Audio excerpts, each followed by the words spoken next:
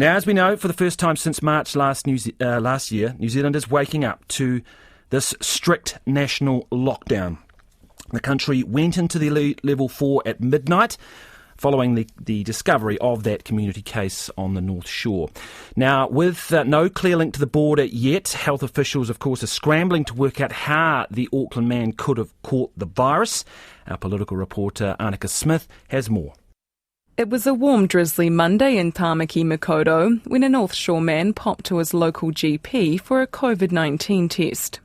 Unbeknownst to him, he'd be the country's first community case since the Valentine's Day cluster, which centred around Papatoetoe High School. And this time, with the rise of the highly transmissible Delta variant, COVID could be harder to stamp out. The government is not taking any chances.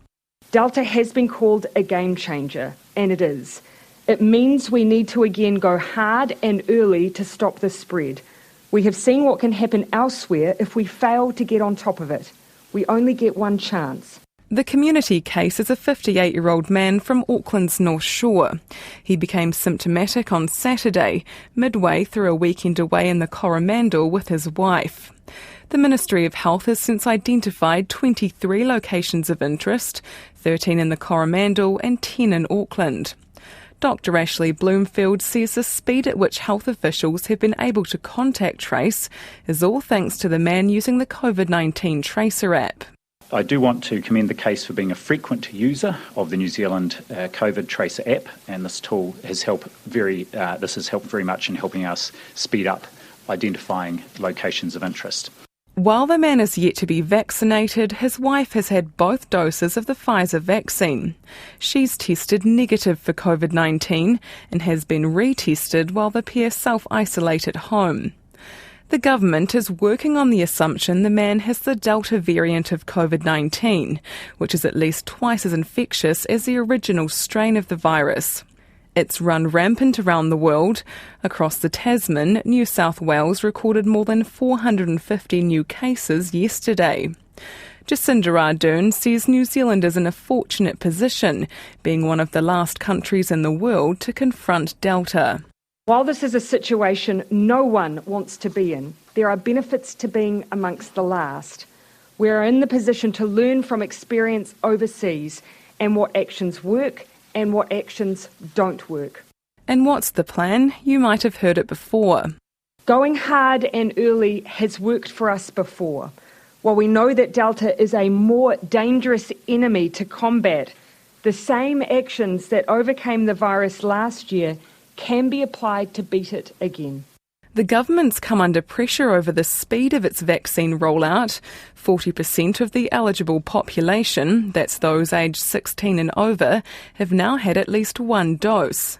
Jacinda Ardern says even those countries with the highest vaccination rates are still seeing cases of the Delta variant.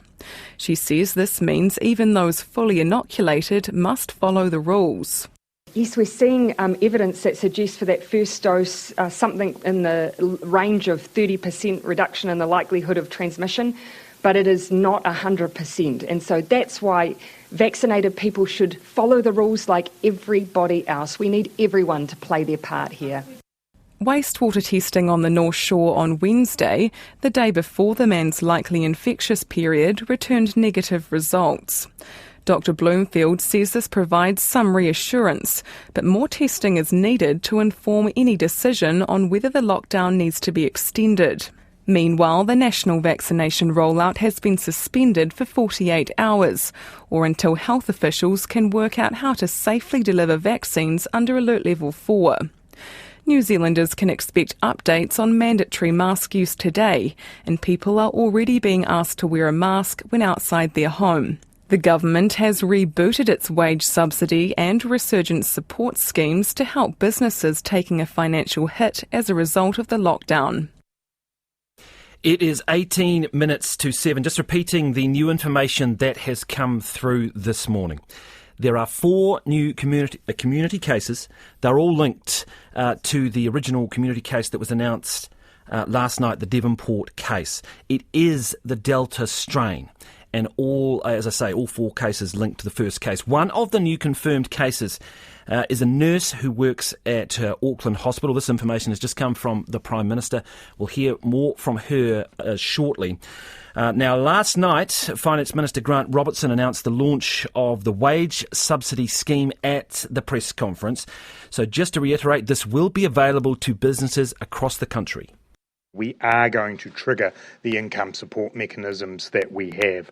The Prime Minister has indicated to you that Auckland is likely to be in alert level 4 for 7 days. It is 7 days that triggers the wage subsidy scheme, and in order to give certainty to our businesses and our workers, that is what we will be doing.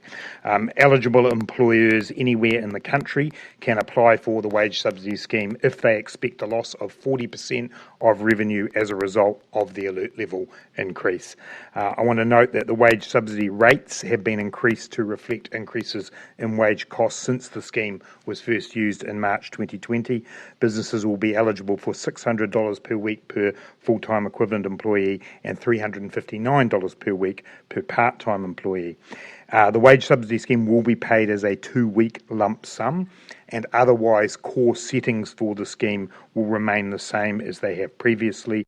Now, Mr Robertson also announced applications for the resurgence support payment. That is different. That scheme is different, which businesses can use to cover costs other than wages if they experience at least a 30% drop in revenue at any alert level.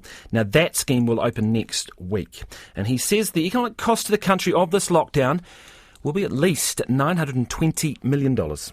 For a week for alert level 4 across the whole country, the cost is estimated to be $1.5 billion.